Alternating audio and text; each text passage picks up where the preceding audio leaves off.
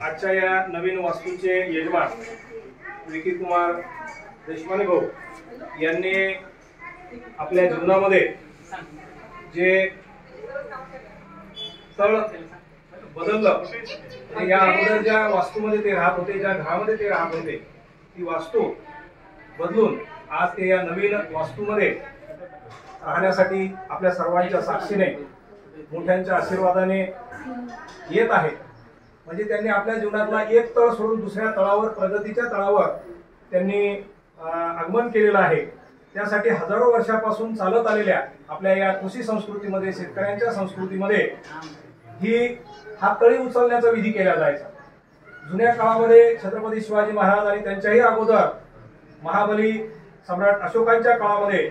ज्यावेळेस लढाया लढल्या जायच्या, म्हणजे एका तळावरून दुसऱ्या तळावर जायचं, त्यावेळेस एक सांस्कृतिक विधी म्हणून हा तळी उचलण्याचा कार्यक्रम केला जायचा. त्याचं पुनरुज्जीवन या सत्यशोधक पद्धतीच्या माध्यमातून महात्मा ज्योतिबा फुले यांनी केलं आणि जी खरी आपली संस्कृती आहे ती आपल्याला देण्याचा एक प्रयत्न महात्मा फुलेंनी केला आणि तो आपल्या वाशिम शहरामध्ये विकी कुमार देशमाने भाऊंनी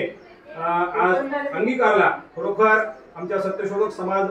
महाराष्ट्राच्या वतीनं आम्ही त्यांचं अभिनंदन करतो, कौतुक करतो आणि आपल्या सर्वांच्या साक्षीने आपण हा विधी इथं पार पाडूया. सगळ्या जणांनी त्या ताटाला धरायचं आहे आणि एक वेळेस मी ज्यावेळेस हा मंत्र म्हणेल खंडे आपल्या जेजुरीच्या खंडेरायाचा, तो पूर्ण झाल्यानंतर यजमान तुम्ही तुमची टोपी काढायची, ती त्या आपल्या पूजेच्या ताटाच्या खाली ठेवायची आणि त्याच्यावर ताट ठेवायचं